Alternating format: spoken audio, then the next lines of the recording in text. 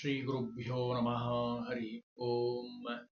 यतो जन्माद्यस्य श्रुतिसुनयमानैकविषयात् स्वतन्त्रस्तन्त्रज्ञो गुरुरपि गुरोर्यश्च जगतां विमूढा यत्तत्त्वं प्रकटमिह वेत्तुं सुमनसो मुकुन्दं ध्यायामापहतकुहकं तं स्वमहसा सर्वविघ्नःप्रशमनं सर्वसिद्धिकरं परं सर्वजीवप्रणेतारं वन्दे विजयतं हरिं करोतु मम कल्याणं हरिर्हयं काविदः कृश्चमध्वनामा मे वरदोऽस्तु निरन्तरं वाणिते करवण्यं वचरणो हृदि सर्वदा मद्वाक्यसरणीर्भूयात् श्रीमदाचार्यभावगान् समाश्रयेत् गुरुं भक्त्या महाविश्वासपूर्वकं निक्षिपेत् सर्वभारांश्च गुरो ಶ್ರೀಪಾದಪಂಕಜೇ. ಅತ್ಯಂತ ಪರಮ ಪವಿತ್ರವಾಗಿರುವಂತಹ ಫಾಲ್ಗುಣ ಮಾಸ. ಆ ಫಾಲ್ಗುಣ ಮಾಸದಲ್ಲಿ ಮಾಡಬೇಕಾಗಿರುವಂತಹ ಭಗವಂತನ ಸ್ತೋತ್ರ, ಅದು ಭವಿಷ್ಯ ಪುರಾಣದಲ್ಲಿ ಬಂದಿರುವಂಥದ್ದು. ಫಾಲ್ಗುಣ ಮಾಸ ಮಹಾತ್ಮೆಯಲ್ಲಿ ಗೋಪೀನಾಥ ಸ್ತೋತ್ರ ಅಂತ ಇದೆ, ಭಾರಿ ಪ್ರಖ್ಯಾತವಾಗಿರುವಂಥದ್ದು, ಪುಟ್ಟದಾಗಿರುವಂತಹ ಸ್ತೋತ್ರ. ಅದರ ಹಿನ್ನೆಲೆಯನ್ನ ಒಂದೆರಡು ಮಾತಿನಲ್ಲಿ ತಿಳಿಯೋದಾದರೆ, ಪೃಥು ಮಹಾರಾಜ ನಾರದರನ್ನ ಪ್ರಶ್ನೆ ಮಾಡ್ತಾನೆ. ನೀವು ಮಹಾಜ್ಞಾನಿಗಳು, ಭಗವಂತನ ಅನುಗ್ರಹವನ್ನ ಪಡೆದಂಥವರು, ಭಗವಂತನ ಅನುಗ್ರಹ ನಮ್ಮ ಮೇಲಾಗಬೇಕು, ಅದಕ್ಕೆ ನೀವು ಒಂದು ಸ್ತೋತ್ರವನ್ನು ನಮಗೆ ಹೇಳಿಕೊಡಬೇಕು. ಜಲೇ ಸ್ಥಿತಾ ದೇವಗಣಶ್ಚ ಚಿಂತೆಯಾಂ ಪರಾಯ ವೃತಾಹ. ನಾರದರೆಲ್ಲ ಶ್ಲೋಕದಲ್ಲಿ ವಿಸ್ತಾರವಾಗಿ ಹೇಳ್ತಾರೆ. ಹಾಗಾದ್ರೆ ಭಗವಂತನ ಸ್ತೋತ್ರ ಮಾಡೋದು ಹೇಗೆ, ಭಗವಂತ ಎಂಥವನು ಅಂತ ಹೇಳಿ ಬಹಳ ಸುಂದರವಾಗಿ ಫಾಲ್ಗುಣ ಮಾಸದ ಒಂದು ಮಹಾ ಮಹಿಮೆಯನ್ನ ಈ ಸ್ತೋತ್ರದಲ್ಲಿ ತಿಳಿಸ್ತಾರೆ. ಸ್ನಾನ ದಾನ ಇವೆಲ್ಲವನ್ನೂ ಮಾಡಬೇಕು, ಅದರಲ್ಲೂ ವಿಶೇಷವಾಗಿ ಭಗವಂತನ ಸ್ತೋತ್ರ ಮಾಡಬೇಕು. ಅದನ್ನು ಮಾಡೋ ವಿಧಾನ ಹೇಗೆ ವಿಸ್ತಾರವಾಗಿ ಹೇಳ್ತಾರೆ.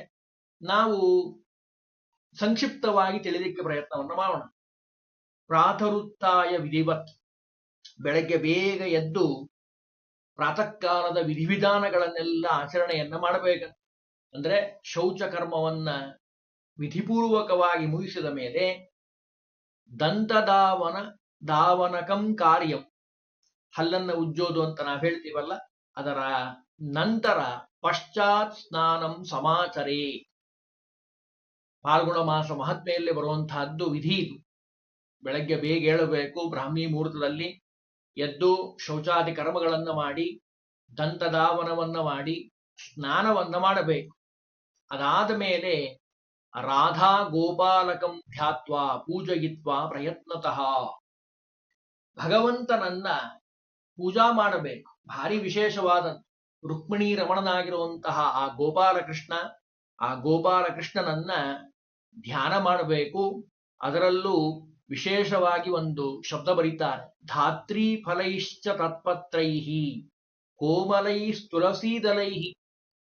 ಬೆಟ್ಟದ ನೆಲ್ಲಿಕಾಯಿ ಮರದ ಕೋಮಲವಾಗಿರುವಂತಹ ಪತ್ರಗಳಿಂದ, ಎಲೆಗಳಿಂದ ಮತ್ತು ತುಳಸಿ ದಳದಿಂದ, ನಾನಾ ವಿಧವಾದ ಪುಷ್ಪಗಳಿಂದ ಋತುವಿಗೆ ಸಂಬಂಧಪಟ್ಟ ಹಾಗೆ ಪೂಜೆಯನ್ನ ಮಾಡಬೇಕು. ಅದನ್ನೆಲ್ಲ ಹೇಳ್ತಾರೆ. ಧೂಪ ದೀಪ ಇಷ್ಟ ನೈವೇದ್ಯೈ, ಧೂಪ ದೀಪ ನೈವೇದ್ಯ ತಾಂಬೂಲವನ್ನು ಸಮರ್ಪಣೆ ಮಾಡಬೇಕು. ನಾನಾ ವಿಧವಾದ ಹಣ್ಣುಗಳು ವ್ಯಂಜನ ಪದಾರ್ಥಗಳು ಅಡಿಗೆಯನ್ನ ಮಾಡಿ ಪೂಜೆಯೇತ್ ಗೋಪೀನಾಥಂ, ಗೋಪೀನಾಥ ಕೃಷ್ಣ ಪರಮಾತ್ಮನ ಪೂಜೆಯನ್ನ ಮಾಡಬೇಕಪ್ಪ. ಇದನ್ನು ಯಾರು ಮಾಡ್ತಾರೋ ಅದರಲ್ಲೂ ವಿಶೇಷವಾಗಿ ದದ್ಯನ್ನಂ ಪ್ರೀತಿವರ್ಧನಂ ಅಂತ ಇದೆ. ಅಂದ್ರೆ ನೈವೇದ್ಯ ಮಾಡೋದ್ರ ಜೊತೆಗೆ ವಿಶೇಷವಾಗಿ ಮೊಸರನ್ನವನ್ನ ನೈವೇದ್ಯ ಮಾಡಬೇಕು. ದಧಿ ಅನ್ನ, ಮೊಸರಿನ ಸಹಿತವಾಗಿ ಆ ಅನ್ನವನ್ನ ಶಕ್ತ್ಯಾನುಸಾರವಾಗಿ ನೈವೇದ್ಯ ಮಾಡಿ ಬ್ರಾಹ್ಮಣೇಭ್ಯೋ ಯಥಾಶಕ್ತಿ, ಬ್ರಾಹ್ಮಣರಿಗೆ ಯಥಾಶಕ್ತಿ ಭೋಜನವನ್ನ ಮಾಡಿಸಬೇಕು. ಅದರಲ್ಲೂ ಧಾತ್ರಿ ಮೂಲೆ ಪೂಜನಂತೂ, ಬೆಟ್ಟದ ನೆಲ್ಲಿಕಾಯಿ ಮರದ ತೆಳಗಡೆ ಕೂತು ಪೂಜೆಯನ್ನ ಮಾಡಿ ವಿಶೇಷವಾಗಿ ಭೋಜನವನ್ನ ತತ್ರಕಾರಯೇತ್. ಕುಂಭದಾನಂ ದಿನೇ ದದ್ಯಾತ್, ನೀರನ್ನು ತುಂಬಿರುವಂತಹ ಪಾತ್ರೆಯನ್ನ ದಾನವನ್ನಾಗಿ ದಕ್ಷಿಣಾ ಸಹಿತವಾಗಿ ಕೊಡೋದ್ರಿಂದ ವಿಶೇಷವಾಗಿ ಭಗವಂತನ ಅನುಗ್ರಹ ಆಗತ್ತೆ ಅಂತಾರೆ. ಅದರಲ್ಲೂ ಈ ಫಾಲ್ಗುಣ ಮಾಸದಲ್ಲಿ ನಿರ್ಜಲವಾಗಿರುವಂತಹ ಪ್ರದೇಶಗಳಲ್ಲಿ ಅರವಟ್ಟಿಗೆಗಳನ್ನು ಇಟ್ಟು ನೀರಿನಿಂದ ವಿಶೇಷವಾಗಿ ಸಂತೃಪ್ತಿ ಪಡಿಸಬೇಕು. ಹಿಂದೆಲ್ಲ ಇರ್ತಿತ್ತು, 4 ರಸ್ತೆಗಳು ಕೂಡುವಂತಹ ಜಾಗದಲ್ಲಿ ಆ ನೀರಿನ ವ್ಯವಸ್ಥೆಯನ್ನ ಮಾಡಬೇಕು. ಅದರಲ್ಲೂ ಗಡ್ಡಲೆ ಹಿಟ್ಟಿನಿಂದ ಮಾಡಿರುವಂತಹ ಏನು 33 ಲಡ್ಡುಗಳು ಅಂತ ಅಂತಾರಲ್ಲ ಉಂಡೆ, ಆ ಉಂಡೆಯನ್ನ ಮಾಡಿ ಎಲ್ಲರಿಗೂ ಹಂಚಬೇಕಪ್ಪ ಅಂತಂತಾರೆ. ಅದರಲ್ಲೂ ಚಂದನವನ್ನ ಗಂಧವನ್ನ ದೇವರಿಗೆ ಏರಿಸಿ ಎಲ್ಲರಿಗೂ ಅದನ್ನ ಕೊಡಬೇಕಂತ. ದಾತವ್ಯಂ ಗೋಪೀನಾಥಾಯ ವಿಪ್ರೇಭ್ಯಶ್ಚ ಯಥಾವಿಧಿ ದದ್ನಾ ಭೋಜನಮೇವಚ. ಮೊಸರನ್ನ ಹಾಕೋದು ಆ ಊಟದಲ್ಲಿ ಭಾರಿ ಶ್ರೇಷ್ಠವಾಗಿರುವಂಥದ್ದು ಅಂತ ಹೇಳ್ತಾರೆ. ಅದರಲ್ಲೂ ಭಗವಂತ ಪ್ರಸನ್ನನಾದರೆ ಈ ರೀತಿಯಾಗಿ ಯಾರು ಆ ಫಾಲ್ಗುಣ ಮಾಸದ ಆಚರಣೆಯನ್ನ ಮಾಡ್ತಾರೋ, ಏವಂ ಕೃತೇ ತ್ವಯಾ ಶಕ್ರ, ಇಂದ್ರದೇವರ ಸಹಿತವಾಗಿ ಹೇಗೆ ಭಗವಂತ ಅನುಗ್ರಹ ಮಾಡ್ತಾನೋ ಅದನ್ನೆಲ್ಲ ಹೇಳ್ತಾರೆ. ಈ ರೀತಿಯಾಗಿ ಇರುವಂಥದ್ದು ಅದು ಅತ್ಯಂತ ಶ್ರೇಷ್ಠವಾದದ್ದು. ಹಾಗಾಗಿ ಆ ಭಗವಂತನ ನಾಮಗಳನ್ನ ಉಚ್ಚಾರ ಮಾಡ್ತಾ ವಿಶೇಷವಾಗಿ ಆ ಸ್ತೋತ್ರವನ್ನ ಮಾಡಬೇಕಪ್ಪ. ಈ ಸ್ತೋತ್ರವನ್ನ ಯಾರು ಮಾಡ್ತಾರೋ ದಿನೇ ದಿನೇ ಈ ರೀತಿಯಾಗಿ ಭಗವಂತನ ಸ್ತೋತ್ರವನ್ನ ಮಾಡಿ ಸ್ನಾನಂ ದಾನಂ ಜಪೋ ಹೋಮೇ ಗೋಪೀನಾಥಸ್ಯ ಪೂಜನಂ, ಕೃಷ್ಣ ಪರಮಾತ್ಮನ ಸ್ತೋತ್ರವನ್ನ ಯಾರು ಮಾಡ್ತಾರೋ ಕೃತ್ವಾ ಶರ್ಕರಯ ಮೂರ್ತಿಂ ರಾಧಾ ಗೋಪಾಲಸ್ಯ ಅಂದ್ರೆ ಆ ಭಗವಂತನ ಸ್ತೋತ್ರ ಮಾಡೋದು, ಆ ನಾಮಗಳ ಉಚ್ಚಾರ ಮಾಡುವಂಥದ್ದು, ಸಕ್ಕರೆಯಿಂದ ಮಾಡಿರುವಂತಹ ಗೋಪಾಲ ಕೃಷ್ಣನ ಮೂರ್ತಿಯನ್ನ ಪೂಜೆಯನ್ನ ಮಾಡಬೇಕು ವಿಧಿಪೂರ್ವಕವಾಗಿ. ದಿನೇ ದಿನೇತು ವಿಧಿವತ್ ಕೃತ್ವಾ ಪೂಜಾ ವಿಧಿಂ ನೃಪ, ವಿಧಿಪೂರ್ವಕವಾಗಿ ಷೋಡಶೋಪಚಾರದಿಂದ ಪೂಜೆಯನ್ನ ಮಾಡಿ ರಾತ್ರಿ ಜಾಗರಣೆಯನ್ನ ಮಾಡಿ ಗೀತವಾದ್ಯಗಳಿಂದ ಭಗವಂತನನ್ನ ಸ್ತೋತ್ರ ಮಾಡಿ ಮರದಿವಸ ವಿಶೇಷವಾಗಿ ಭೋಜನವನ್ನ ಮಾಡಿಸಿ ದಧಿ ಸಹಿತವಾಗಿರುವಂತಹ ಅನ್ನವನ್ನ ಭೋಜನ ಮಾಡಿಸಿ ಯಾರು ಈ ರೀತಿಯಾಗಿ ಶಂಖಚಕ್ರ ಗದಾಧರನಾಗಿರುವಂತಹ ಗೋಪಿನಾಥನನ್ನ ಸ್ತೋತ್ರ ಮಾಡ್ತಾರೋ ಅದನ್ನೇ ಹೇಳ್ಬಿಡ್ತಾರೆ. ಏತದ್ವ್ರತ ಪ್ರಭಾವೇನ ಶಂಖಚಕ್ರ ಗದಾಧರಃ, ಶಂಖಚಕ್ರ ಗದಾಧರನಾಗಿರುವಂತಹ ಭಗವಂತನ ಸ್ತೋತ್ರವನ್ನ ಯಾರು ಮಾಡ್ತಾರೋ ಅವರಿಗೆ ಎಲ್ಲ ರೀತಿಯ ಸೌಖ್ಯವನ್ನ ಭಗವಂತ ಕೊಡ್ತಾ ಇದ್ದಾನೆ. ಹೌದ್ರಿ, ಮತ್ತೆ ಸ್ತೋತ್ರ ಹೇಳಬೇಕಲ್ಲ, ಸ್ತೋತ್ರನು ಹೇಳಿಬಿಡ್ರಿ ಒಂದ್ಸಾರಿ ಅಂತ ಕೇಳಿದ್ರೆ ಅದಕ್ಕೆ ಹೇಳ್ತಾರೆ, ಹೇಳ್ತೀನಿ ಕೇಳಪ್ಪ. ದೇವತೆಗಳ ಸ್ಥಳವಾಗಿ ನಾರದರು ಬಹಳ ಸುಂದರವಾಗಿ ತಿಳಿಸ್ತಾರೆ. ಭಗವಂತ ಎಂಥವನು? ದೀನಾನಾಥ ದಯಾ ಸಿಂಧು ಯೋಗಿರುತ್ ಪದ್ಮ ಸಂಸ್ಥಿತ ಅನಾದಿ ಸಿದ್ಧ ಅವ್ಯಕ್ತ ಭೂತಾನಾಂ ಈಶ್ವರ ಪ್ರಭು. ಸ್ತೋತ್ರ ಇದೆ, ಪುಟ್ಟದಾಗಿರುವಂತಹ ಸ್ತೋತ್ರ. ಭಗವಂತ ಎಂಥವನು? ದಯಾ ಸಿಂಧು ಅಂತ ಅವನನ್ನ ಕರೀತಾರೆ. ಒಂದೊಂದೇ ಶಬ್ದದ ಅರ್ಥವನ್ನ ಹೇಳೋದಾದ್ರೆ ಬಹಳ ವಿಸ್ತಾರವಾಗತ್ತೆ. ಸಂಕ್ಷಿಪ್ತವಾಗಿ ನೋಡೋದಾದ್ರೆ ಕರುಣಾ ಸಿಂಧು ಭಗವಂತ. ನಾವಿಷ್ಟೆಲ್ಲಾ ತಪ್ಪುಗಳನ್ನ ಮಾಡ್ತಿದ್ರು, ಭಗವಂತನ ಸ್ತೋತ್ರವನ್ನ ಮಾಡದೆ ಸಮಯವನ್ನ ವ್ಯರ್ಥ ಮಾಡ್ತಿದ್ರು, ದೇವರು ನಮ್ಗೆ ಇವತ್ತವರೆಗೂ ಏನೂ ಮಾಡಿಲ್ಲ. ಕೊಟ್ಟಿರ್ತಾನೆ ಭಗವಂತ, ವಿಶೇಷವಾಗಿ ಸುಖ ಕೊಡ್ತಾನೆ. ನಮ್ಮ ಪುಣ್ಯ ನಮ್ಮ ಪಾಪ ಅದಕ್ಕೆ ಅನುಗುಣವಾಗಿ ಭಗವಂತ ನೀಡುವಂಥದ್ದು. ಯಾರಿಗೂ ಯಾವ ಸಂದರ್ಭದಲ್ಲೂ ಯಾವತ್ತೂ ಭಗವಂತ ಕೆಟ್ಟದನ್ನ ಮಾಡೋದಿಲ್ಲ. ದಯಾ ಸಿಂಧು, ಭಗವಂತನಷ್ಟು ಕರುಣೆ ಯಾರ ಮೇಲೂ ಯಾರಲ್ಲೂ ಇರ್ಲಿಕ್ಕೆ ಸಾಧ್ಯ ಇಲ್ಲ ಅಂತ. ಇವನು ಎಲ್ಲಿರ್ತಾನೆ? ಯೋಗಿರುತ್ ಪದ್ಮ ಸಂಸ್ಥಿತ, ಯೋಗಿಗಳ ಹೃದಯದಲ್ಲಿ ಯಾವಾಗ್ಲೂ ಇರುವಂಥವನು. ಅನಾದಿ ಸಿದ್ಧ, ಭಗವಂತನಿಗೆ ಹುಟ್ಟಿಲ್ಲ, ಯಾವಾಗ್ಲೂ ಇರುವಂಥವನು. ಅವ್ಯಕ್ತ, ನಮ್ಮ ಕಣ್ಣಿಗೆ ಮಾನುಷರ ಕಣ್ಣಿಗೆ ಕಾಣಿಸೋದಿಲ್ಲ.